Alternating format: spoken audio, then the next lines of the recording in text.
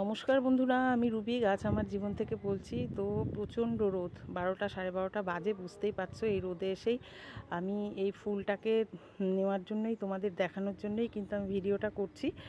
তো দেখো, আমি সবাইকে বলি, বারবার বলি, চারা করার জন্য কোনো চাপ নেবে না। এই দেখো, এগুলো কিন্তু আমি আমার নীল জবার ডাল কেটে চারা বসিয়ে তাতে কিন্তু ফুলও এসে গেছে, ডালপালাও ছেড়েছে। এই দেখো, ঠিক আছে। আরও দেখো, এর পেছনে কুড়ি আছে। এই দেখো, দেখো কুড়ি আছে। আর ক্লোজ আপে দেখাচ্ছি না কি বুঝতে পারছি না, রোদ তো দেখতে পাচ্ছি না আর কি। তো দেখো, যে ভেতরে কুড়ি আছে, তোমরা নিশ্চয়ই দেখতে পাচ্ছ। দেখতে আমি হাত দেখিয়ে দেখিয়ে বুঝতে পারছি মানে হচ্ছে কি না। আর দেখো ফুলটা কত বড় ফুটেছে। পাশে আর একটা ডাল আছে, যেটায় কিন্তু এই যে ডালপালা ছেড়েছে। ডালপালা ছাড়া মানে ওতে কুড়ি আসেনি, কিন্তু আসবে এবার। তো এটা অনেকগুলো চারা হয়েছিল, মরতে মরতে দুটোতে দাঁড়িয়েছে। কারণ আমি যদি আরও আগে তুলে পটিং করতাম, হয়তো সব চারাগুলোকেই বাঁচাতে পারতাম। তো যাই হোক, আমি বসানোর জায়গার অভাব ওর জন্য করতে পারছি না।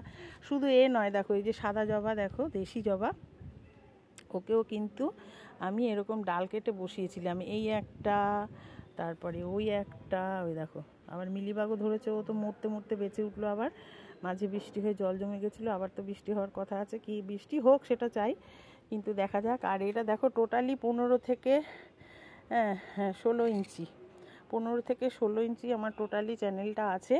এ দেখো, এখানে 1 ফুট মতো তোমার 10 ইঞ্চি মতো মাটি দেওয়া আছে, আর 6 ইঞ্চি মতো হয়তো আমার রেলিং করা আছে। তো এই রেলিংয়ের মধ্যে কত ম্যাক্সিমাম 5 ইঞ্চি আমার মাটি দেওয়া আছে, তার মধ্যেই গুজে গুজে কিন্তু এইভাবেই আমি চারা তৈরি করি। টবেও গুজে দিতে পারো। তো খুবই সহজ পদ্ধতি এটা, কোনো সমস্যা নেই, চিন্তা নেই। দুবার হয়তো মানে মিস্টেক হয়ে যেতেও পারে, তারপরে 3বার এবার তুমি সাকসেস হবেই। তো চেষ্টা চালাতেই হবে। তো ভিডিওটা ভালো লেগে থাকলে প্লিজ লাইক, শেয়ার, কমেন্টস করো। আর নতুন বন্ধুদের বলছি, আমার চ্যানেলটা সাবস্ক্রাইব করে দিও। নতুন পুরনো সকল বন্ধুদের অসংখ্য ধন্যবাদ, এতক্ষণ ধরে তোমাদের সময় খরচা করে আমার ভিডিওটা দেখার জন্য। তো এখন আসি, নমস্কার।